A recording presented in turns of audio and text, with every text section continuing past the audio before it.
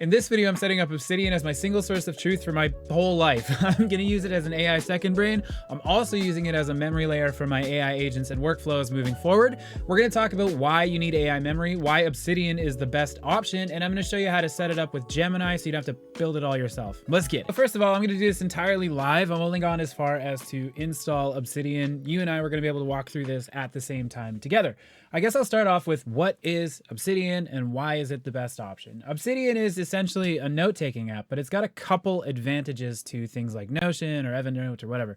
Firstly, the data is yours. It's all local files, so you don't have to get locked behind subscriptions or calling out to the cloud for the information that you want to get access to. Secondly, they're all plain text Markdown files, which is fantastic if you're working with AI. All the skills and plugins that you hear about with Claude Code and Antigravity, those are all Markdown files. So this natively speaks the same language as your LLMs. So it makes a lot of sense to have your notes and things be in that format. The other thing that I think is really cool and unique to Obsidian is the graph. You can visualize relationships between different notes that you take or make connections that AI can see later. So you're not pulling from a mass of text to get one little bit of information. It can find related notes and connect the dots for you natively in the platform, which is awesome. Just for some housekeeping, you might be asking, why do we need to go through any of this in the first place? Which is a really good question. And it's probably because you're used to the consumer, like front-facing models for these LLMs. Take ChatGPT, for example. When you talk to ChatGPT, it takes insights from each of these conversations to put it into a context file, like a user profile that it can pull from and know a little bit about you. That doesn't happen out of the box. AI and these agents only have session memory. So anytime you use Claude Code or Antigravity or any of these coding agents, it's like starting fresh. So we don't want that. And we also don't want it to get your entire life story when you have one question about what you did last week or something like that. We want to make sure AI has that user profile so it has access to that context and it gives you proper answers for your circumstance. We want to also make sure it has the tools to pinpoint just what it needs. There are a lot of ways to do that, and I've experimented with many of them. Most recently, and I guess most notably, is my Notion database. Before I was an AI guy, I was a Notion guy, so I hooked my AI with my Notion database, and it was really handy having access to a lot of that different context. But as the AI capabilities that I was integrating grew, so did the trouble I had with Notion. Because I've been using Notion for such a long time, it was difficult for AI to pinpoint just what it needed, like I was saying.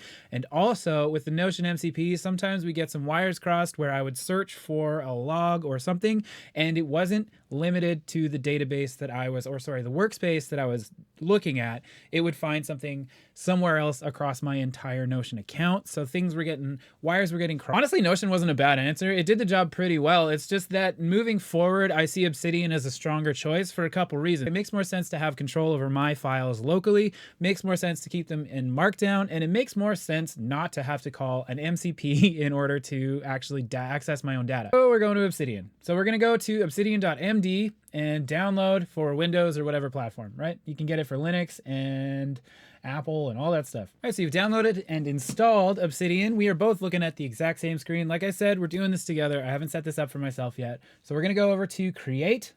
And we're going to name this sucker whatever it is you want to call it. I'm going to call it EMAI. Location, we're going to move. I'm going to go to Documents. That sounds good for me right there.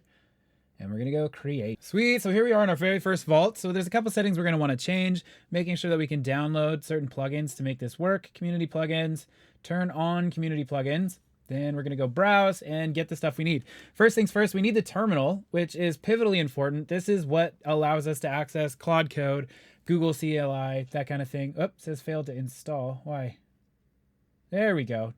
Okay, enabled. Anyway, this gives us direct terminal access to Claude Code, Gemini CLI, Codex, that kind of thing. The next one is go calendar, so that we can actually see the dates, make changes, and do all that. We can also add templater, which is what helps you create automations for all this stuff. So that's perfect. I'm gonna go over here to appearance as well. Oops, that's back in settings, pardon me. Appearance, and I like Dracula. It's just my style. You can go through and find one that works for you, but this is good for me.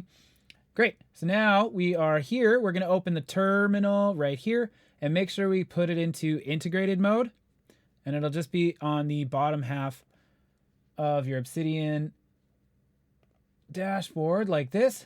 And we can use anything, but I'm going to go with Gemini here for today. There we go. So I don't know if you can see it. It's actually running parallel with my terminal here, which is kind of cool. But it's nice that you can do it directly in Obsidian. I'm going to open this up a little bit bigger. Oh, great. So we're going to say, yes, we trust the folders here. I'm going to go enter. Gemini CLI is applying the trust changes just like it would in other terminals. It doesn't really matter which platform you use, whether it's Claude Code or Codex or Gemini or whatever. The idea here is we just want to use AI to help us build the folder structure. So you can prompt it however you'd like. I am going to make sure that I'm separating church and state, essentially. I want my own ideas in their own folder. There was a guy on the Greg Eisenberg podcast that talked about this, and it just made a lot of sense to me. So I'm making sure that the second brain is its own thing and I don't have AI polluting anything. And then I'm also making sure that I've got a completely AI folder for my agent skills, my workflows, all my templates, and that kind of thing. So I'm going to make sure that those are separate, but also easily accessible and organized. I just talked about what I needed. So we're just going to allow Gemini access to this folder for our purposes right here. It is currently generating everything we need.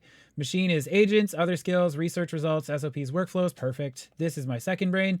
Journal, logs, project, user context, voice notes. Fantastic. So do we have daily notes and stuff? No, we don't. Perfect. So I'm going to see if it can create a template for our notes. Just going to see. Like I said, we're finding out together. Template for my daily notes, please. Allow for this section.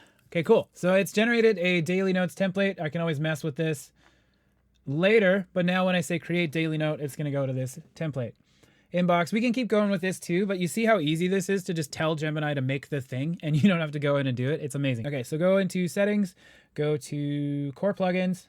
No, that's not it. Go to daily notes and we can change the format. This is working out fine by me. And then when we go new file location, we'll go human/daily notes, and the template file location is daily template like that. That is saved.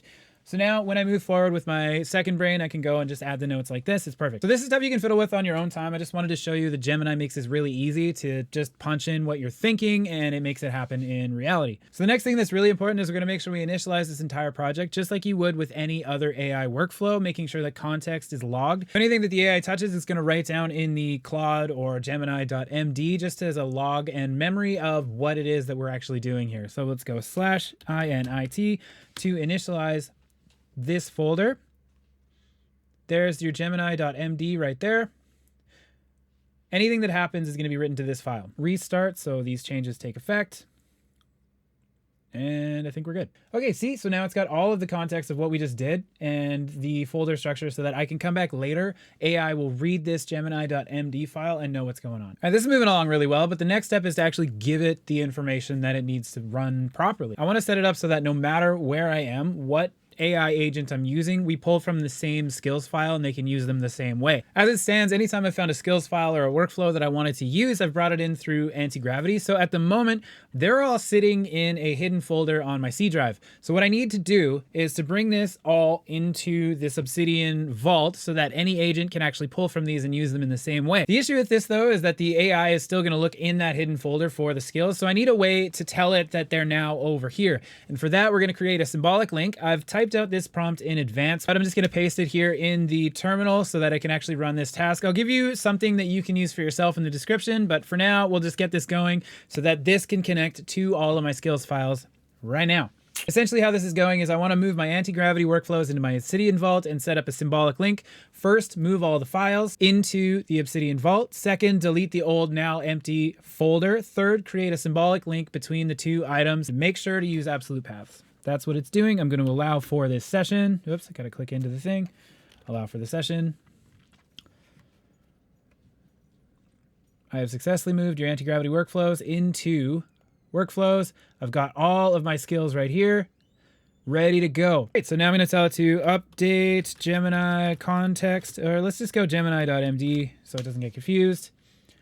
It's going to update with what we did. Excellent. Love it. It's all done. So this is moving on the AI side of things. Now for the human side of things, you got to bring in some context. I've already exported my ChatGPT conversation history. I've got it in a big old folder in my downloads. So we need to get that into the user context, but we don't want to just like copy paste that giant wall of text. What I'm going to do is I'm going to copy conversations.json as path. I'm going to copy where it goes. and just give that to AI to generate a prompt to do the following. I want to break these down into individual Markdown files, memory files from Obsidian that AI can read. I also want to make sure we're picking out keywords that are related. So if it's anti-gravity, it's going to go into the memory brackets. If it's video editing, it's going to go into those memory brackets, and so forth. The other thing is I want to make sure that we're not doing it in Gemini, that AI isn't the one reading all of these files off the bat. We can generate a Python script to run this straight away. The reason being is that the context here is huge. So we're going to run into rate limit issues if we run this directly into the AI. After this is all sorted out, then we can have AI maybe check some stuff out, make sure that it's working properly, but we're going to run a Python script instead. So I've already written out a prompt that would do just that. We can paste this into the Gemini CLI right here, just like this, and it's going to run. So essentially I have an export file. I need a Python script to parse into Obsidian Markdown files at the user context path right here. For every conversation, create a separate Markdown file containing the back and forth dialogue, add a front matter with the title, the date, and the history. Before writing that text to the file, it scans for the following keywords, different things that we need, right? Okay, so it's created the script. I'm gonna see if it can run it from here. I might have to give it access to that, or we can run it in that directory, but let's say you run it. Easy as that. And then all of a sudden, we've got 340 memories in the user context.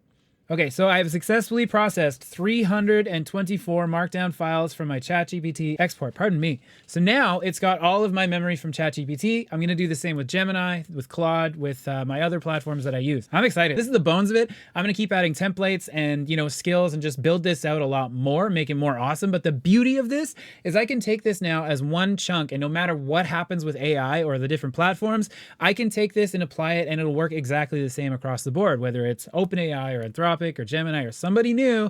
This is all here, and it's got full context, full ideas as to how my skills have worked, and it's all local. It's not hidden behind a subscription, or I might run out of storage or anything like that. This is the whole system. So subscribe if you want to see how this gets built out into my personal assistant and how it's used to run my business day to day, and hit the link in the description to get some templates and downloads for free for yourself.